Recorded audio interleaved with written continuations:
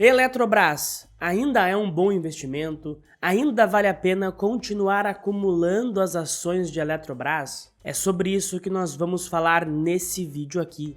Então vem comigo, assiste o vídeo até o final e já deixa o teu like e te inscreve aqui no canal. Há um tempo atrás eu postei esse vídeo aqui dizendo que a Eletrobras era uma das maiores posições da minha carteira. E hoje, depois de um bom tempo, eu sou obrigado a contar para vocês que a Eletrobras segue sendo uma das maiores posições da minha carteira. E eu sigo acumulando ações de Eletrobras. Na época, eu usei uma analogia dizendo que a Eletrobras era como se fosse um maratonista correndo uma maratona com roupas de inverno, ou seja, com 2 calças, 3 meias, 4 blusões, uma jaqueta e uma touca. Por mais que esse cara corra muito bem, com todo esse peso extra, ele não vai performar bem. Ele vai acabar ficando para trás por um tempo, até que ele se livre dessas roupas de inverno, desse peso extra. E a Eletrobras é a mesma coisa. A Eletrobras é uma empresa que tem uma operação muito forte,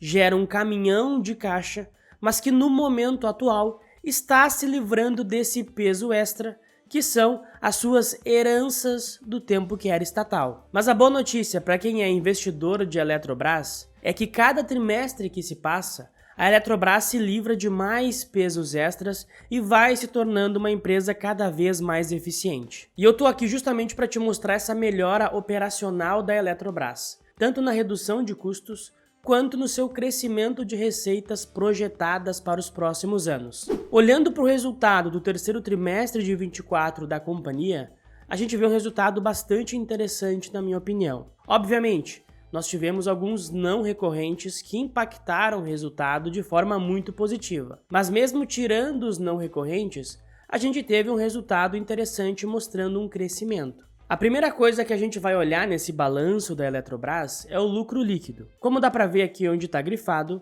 o lucro líquido da empresa subiu algo próximo de 600% na comparação anual. No entanto, aqui nós tivemos alguns efeitos não recorrentes. Um dos não recorrentes que nós tivemos foi a repactuação do risco hidrológico da usina de Tucuruí. Basicamente, essa repactuação do risco hidrológico é como se fosse um seguro que as empresas geradoras de energia recebem em um momento de baixa hidrológica. E dessa vez, quem recebeu esse seguro foi a usina de Tucuruí, e isso trouxe esse não recorrente positivo de 1,3 bilhão de reais para a Eletrobras nesse trimestre. Além disso, também tivemos algumas reversões de provisões, tivemos a incorporação da usina Telespires, enfim, nós tivemos uma série de não recorrentes que impactaram positivamente o resultado da Eletrobras. Isso aqui é só para não te deixar muito emocionado olhando lá a última linha do balanço. Mas apesar disso, quando a gente olha o resultado regulatório que não é afetado por esses não recorrentes,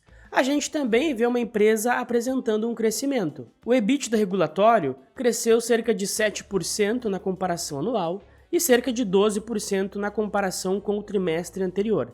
E esse é um crescimento importante para uma empresa do setor elétrico como é a Eletrobras. Essa melhora no resultado regulatório se deu puxada principalmente pelo aumento do volume da energia vendida pela Eletrobras.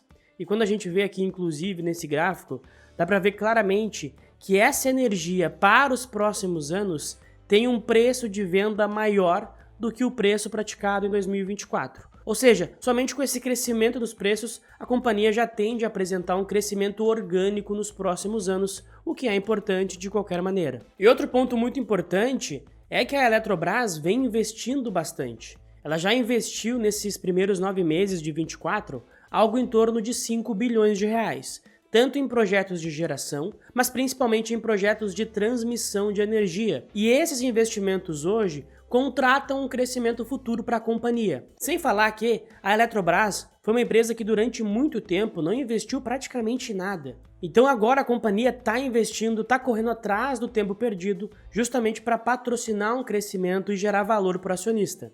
E obviamente tudo isso que eu comentei aqui, esse crescimento no volume de vendas de energia, esse crescimento nos preços projetados de venda de energia, o aumento no EBITDA regulatório e tudo mais, é algo muito importante para a companhia. Mas na minha opinião, o mais importante para a Eletrobras ainda hoje são os ganhos de eficiência que a empresa vem colhendo nos últimos trimestres. Nesse trimestre não foi diferente, a Eletrobras entregou mais ganhos de eficiência. Como eu comentei, a companhia é como se fosse um maratonista correndo com roupa de inverno. A cada trimestre que passa, a Eletrobras se livra de um casaco, se livra de um blusão, se livra de uma meia e vai ficando cada vez mais eficiente. Nesse trimestre, a gente viu os custos ali com PMSO, que são custos com pessoal, materiais, serviços e outros, ficarem praticamente estáveis. E eu acredito que existe um espaço muito grande para a companhia aumentar ainda mais os cortes de PMSO e se tornar mais eficiente. Eu acredito que, por enquanto, a Eletrobras deu uma segurada, principalmente nos programas de demissão voluntária, por conta daquele acordo, daquele imbróglio que está rolando entre a Eletrobras e o governo. Enquanto isso estiver indefinido, eu acredito que a Eletrobras vai dar uma segurada nos planos de demissão voluntária, até para não causar nenhum mal-estar que possa dificultar as negociações. Outro ponto muito importante é como a companhia vem lidando com o seu estoque de empréstimos compulsórios. Eu já falei sobre isso aqui anteriormente, mas basicamente o empréstimo compulsório é uma jabuticaba brasileira lá da década de 60, quando o governo cobrava de uma série de imóveis, principalmente comerciais e industriais, cobrava uma taxa a mais, que era como se fosse um empréstimo compulsório, porque tu não tinha opção de não emprestar, para financiar o crescimento do setor elétrico brasileiro. E obviamente, depois de muito tempo, isso foi para a justiça e caiu no colo da Eletrobras arcar com esses empréstimos compulsórios. O lado positivo disso é que a Eletrobras já tem todo o valor para quitar esses empréstimos provisionado no seu balanço. No entanto, ela vem fazendo uma série de negociações com esses credores para justamente pagar esse empréstimo de forma antecipada e ter um ganho ali, ter um certo desconto no pagamento. Como dá para ver aqui no gráfico, o estoque de empréstimos compulsórios da Eletrobras diminuiu 25% do terceiro TRI de 23 para o terceiro TRI de 2024. E do segundo trimestre de 24 para o terceiro trimestre, o estoque de compulsórios reduziu em 945 milhões de reais. E segundo o que foi dito pela companhia, eles tiveram um ganho em relação ao que estava provisionado de mais ou menos 300 milhões de reais. Ou seja, a Eletrobras foi lá, negociou um pagamento antecipado desses empréstimos e teve um desconto de mais ou menos 300 milhões de reais. Mas o mais importante é que, apesar de tudo isso, todos esses imbróglios e todos esses problemas do passado estarem sendo resolvidos hoje pela companhia, a Eletrobras continua sendo uma geradora de caixa. Nesse terceiro trimestre, a companhia teve uma geração de caixa líquido livre de 1,7 bilhões de reais. E esse aqui é o ponto mais importante para mim, porque a Eletrobras, como dá para ver aqui, é uma grande geradora de caixa. É uma companhia que tem capacidade de gerar muito caixa. Nesse momento, a companhia não gera muito caixa livre, porque justamente ela tem essa série de questões que ela precisa arcar. Tem um empréstimo compulsório, tem um gasto com PMSO que está ainda em decadência, mas segue num patamar elevado. A companhia tem uma série de subsidiárias que ela vai incorporar com o passar do tempo, assim como ela fez com Furnas. Então isso também vai trazer uma eficiência maior para a empresa. Ou seja, a companhia tende a ter uma geração de caixa livre cada vez maior à medida que ela fique mais eficiente, se livrando dessas amarras do passado. E com essa maior disponibilidade de caixa livre, pode ter certeza que a Eletrobras vai ser uma das grandes pagadoras de dividendos da nossa bolsa. E isso tende a trazer um retorno para o acionista, tanto em dividendo, mas também na valorização da ação. Um ponto que muita gente torce o nariz quando a gente fala de Eletrobras é sobre uma possível intervenção do governo na Eletrobras. Existe uma tratativa de acordo no STF entre o governo federal e a Eletrobras. O governo quer um número maior de cadeiras no conselho, a Eletrobras quer que o governo pague pela eletronuclear e dessa forma ganhe mais cadeiras, e por enquanto isso ainda não foi resolvido. Enquanto esse acordo não for resolvido, eu acho que as ações da Eletrobras poderão ficar um pouco mais travadas. Até porque, como eu já comentei anteriormente, enquanto esse acordo não sair, eu acredito que a companhia não vai acelerar os seus planos de demissão voluntária e, consequentemente, o nível de PMSO não vai cair com aquela pujança que a gente espera. Mas um ponto importante que eu quero trazer aqui para vocês E para fazer isso, eu vou mostrar um print do meu grupo, do meu canal exclusivo para os clientes da assessoria e da mentoria. É que nessas falas do ministro de Minas e Energia,